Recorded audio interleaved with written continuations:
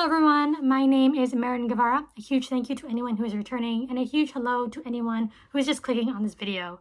Today I'll be doing another addition to my book plus movie discussion video series where I discuss a novel and a film adaptation and go over sort of the similarities, the differences between the two mediums of the story. So today I'll be discussing Emile Zola's Germinal, written in 1885, and then the 1993 adaptation of the same name. As it is custom with these videos, I will be going into spoilers. I will be talking about significant details to the story, so if you haven't seen the film or you haven't read the book, which I would recommend that you do, maybe it's best that you click away and then revisit when you have done so. But yeah, anyway, let's go on and start the video. First off with a summary of the basic story of Germinal. So as I mentioned, Germinal was written in 1885. However, the story itself takes place in the 1860s, and we are following a young man named Etienne Lantier, who has just been recently fired from his job as a mechanic for physically assaulting his boss during a drunken rage. At this point in time, France is going through an economic downturn, and there are many businesses, factories that are just going out of business, and there are so many people like Etienne who have been laid off or let go, and are looking for work. So we're following Etienne in the beginning of this book, just roaming the countryside, trying to find work, and the only source of employment that he can find is in this mine. So he takes it up, and as he's working in the mine, as he's living amongst the mining villagers, he witnesses the dehumanizing conditions that these people are living in, that they're going through. He's seeing how they're being exploited, and he ends up being sort of the leader of this strike that, while has very good intentions, has disastrous consequences. Let's move on to some of the major differences between the book and the film. Oh, by the way, I know I normally hold up like a physical copy of the film in these videos. However, I actually watched the 1993 version on Amazon Prime. It's available there for free. So if you're interested in watching it, you can do so if you have Amazon Prime, just letting you know. So anyway, I think one of the major differences, or the major difference between the book and the film, would be the tone. I do feel that Emile Zola, the book, has a much harsher, brutal tone compared to the film. And there are many examples. I think I'll just rattle off some. But I think one good one is in the very beginning when we're introduced to the Maheu family. So the Maheu family is very important. Etienne befriends them. He boards with them for a while.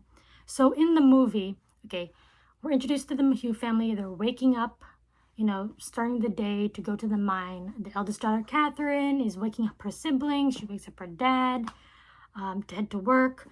There's a new member of the family, a baby boy. He starts crying, and Maheu picks up the baby, rocks the child, gives the child to his mother, and then they discuss about their economic woes, how they're running out of food, out of money. So that's how it starts off in the film. Now, it's quite similar in the book. However, I would say in one significant difference, and that's the way that Maheu sort of treats the baby. So it plays out similarly. It plays out the same. However, as the baby girl in the book is crying, Maheu picks up the baby and shakes her and yells, "Shut up or I'll strangle you," and then throws the baby on the bed, while the wife is kind of just sitting there, and then she begins to feed her. From that scene alone, I got a pretty good idea what the atmosphere, what the cultural tone of that mining village, that environment was going to be like, that it was going to be harsher, that it was going to be much more callous. And that was just from one scene. Another way that the contrast in tone is depicted in the two different mediums is just the way that Etienne first shows up on the scene, the way he's described. So in the movie, when you see him, he has some nice clothes on. He's got a nice, red coat. He's got a hat. He's holding a suitcase. In the book, Etienne is described wearing a threadbare jacket. He's got some cotton trousers on. All that he owns is wrapped up in a large handkerchief that he keeps, tucked under his arm. And that's basically all he has. And I feel that the description in the book, I think it really emphasizes his dire situation, that he desperately needs to find work, because just from his appearance, he really has nothing much to him. And this difference in tone just becomes more drastic as time goes on, as the story progresses. So towards the end of the novel, the strike has been going on for quite a long time. The funds have run out, so there's no money to go around. There are villagers that are dying of starvation. And you see the Mahue family sitting in their house. They have no possessions left, like none whatsoever. All that's left are like portraits or pictures of the emperor and empress, and that's basically it. They've sold everything that they could. They even used like the stuffing of their mattresses for kindle, for for the fire. And they're at a point towards the end of the novel where they're kind of just sitting in their empty house in the dark with nothing to eat.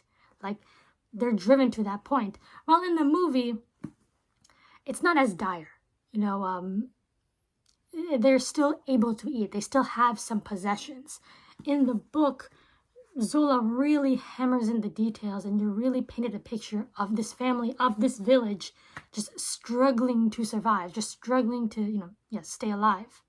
And then you have that climax scene where you have Etienne, Catherine, and Cheval, this dreaded love triangle that's been building up throughout the entire novel, how all three of them are trapped within the sunken mines, and they're trying to, alert the people above ground that they are still alive and that they need to be rescued. Etienne ends up finally killing Cheval, and he's desperately trying to make sure that him and Catherine stay alive. It's described that they're resorting to eating the soggy timber there, eating soggy wood in order to live. Catherine is like wasting away. She slowly starts to become delirious. But when you compare it to the film, for one, it's shorter. It feels shorter. It does not feel like in the book, where in the book they're stuck down there for weeks and you can really feel that they are. In the movie, I don't know, it feels like they're stuck down there for like an hour or maybe a couple of hours, you're not really sure. And there's just a lot of details missing that kind of made the situation in the book much more dire, much more scary. So those were just some examples of scenes that were present in both the book and in the film. However, as you can tell, Zola in the book had a lot more detail to work with, to paint a more brutal, harsher, bleaker image of life in this mining village and the lives of these mining villagers. The shift in tone is what I would consider to be like the one significant difference between the film and the book. The film doesn't do any drastic changes to the story. If anything, it's just shortened. Everything just seems shortened. So the overarching story just overall feels shortened. Even scenes that are transplanted from the book to the film just feel short in themselves. And then, of course, there are plenty of subplots that are kind of just cut out for the sake of time. And the weird thing is, while I was watching the film, I kept thinking to myself, I wish this was longer. I wish they lingered on this scene much more. But the thing is, the film is like 2 hours and 40-something minutes. It's nearing the 3-hour point. So I can understand why they didn't expand, why they didn't make things longer, because the film in itself, it was already getting long. So my opinion is that I feel that Germinal, like Emile Zola's Germinal, I don't know, I felt like it would have been more effective as either a television series where we can kind of go in depth, we can explore those subplots, or if you're going to do a film adaptation, do a bit more cutting and just emphasize some of the more important aspects of this book. Because I feel like I felt overall that the film, while I did like it, I felt that it kind of spread thin. It was spread too thin. And so the impact of certain scenes were kind of just lost. I feel that Germinal is just a hard, difficult story to adapt. And I think a lot of that is due to its structure. Yes, Etienne is the main character, but the book doesn't solely follow him. We're following many different perspectives, not just Etienne, not just the Mahues, but also their neighbors, and then people in the village or in the towns that the villagers interact with. We also follow the bourgeois. You see all these relationships mapped out and how they're all interconnected, and you can see how these relationships affect one another simultaneously and different as well. And all of it kind of just works together to paint this picture to paint the story taking place in this particular social climate. One thing that I really liked that Zola did in this book was sort of establishing a sense of the culture of the mining village, because a lot of the attitudes, a lot of the actions of characters, although they can be absolutely frustrating, you understand that they are derived from the culture that they grew up in, that they've lived in. This culture has been passed down through the generations. Etienne, when he arrives at the mining village, one of the things he observes is that the villagers have this almost hereditary genetic disposition to just submit, to just take whatever. And a lot of that has probably had to do with the attitudes that are passed down to the generations from the first, people who worked in the mines when the mine was first established. I think one of the most significant aspects of this book is the way that the family structure is portrayed as something that's already kind of fractured. In this village, men and women become sexually active at a young age, basically. They work in the mines ever since, they're old enough, since they're children, all the way up to adulthood. They don't really, they're working hard. They don't really have much to do, so they end up doing that. There are scenes where you're kind of just walking through a field and you see couples pairing off and, doing the deed, basically. And, what ends up happening is that the girl ends up getting pregnant. She'll move in with a guy. Hopefully they marry and then they, start a family. It's very interesting the way the relationship between the parents and the children are. Because children in this book, they are viewed basically as sources of income. For instance, Zachary, who is Catherine's brother in the book, got the neighbor girl pregnant. Not only once, but he got her pregnant twice. And the mother doesn't want him to marry the neighbor girl, because that would mean Zachary would have to leave the house. And then his source of income will no longer be coming into their home, but into a separate one. So yeah, children are just basically viewed as sources of income.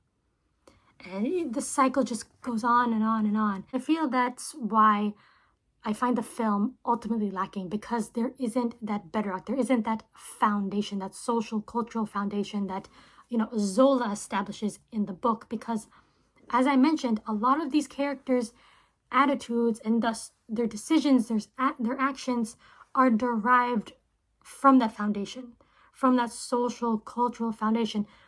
That bedrock kind of helps color their actions. It helps color their attitudes, and it helps sort of flesh out the story in itself. And I feel that's what the film was lacking. They repeated scenes from the book, which, was great, but without that context, without it properly being explored, I just felt that it didn't hit the mark. It didn't have the same impact. That being said, I still liked the film. I still liked the 1993 adaptation. I just do feel that it fell short of the novel. And like I said, Germinal, I would say, is quite hard to adapt. I do appreciate the fact that it's a French production, with French actors, speaking in French. And I also really like that, I was able to visualize all the mine work, because reading it in the book, it is kind of difficult just imagining, Zola goes in depth on all the structures and everything. And it was kind of hard visualizing it, but at least with the film, I got a good idea of okay, this is what it looks like, that sort of thing. So yeah, that was my book plus movie discussion with regards to Germinal by Emile Zola. I've heard that Emile Zola is beloved in France, but outside of France, I don't know, he doesn't get enough recognition. And I do feel that way, because I've heard of Dumas, I've heard of Flaubert, I've heard of Hugo, but not so much Zola. And the thing is, I've enjoyed everything I've read from him so far. I've read Germinal, Lady's Paradise, Teresa Khan. I've enjoyed all of them. So I definitely want to read some more Emile Zola. And I highly recommend that you give Emile Zola a go as well. So yeah, like I said, that was my book plus movie discussion. I hope you enjoyed. Please let me know down below if you've read or watched Germinal. What did you think? And yeah, I'll see you guys in the next video. Bye!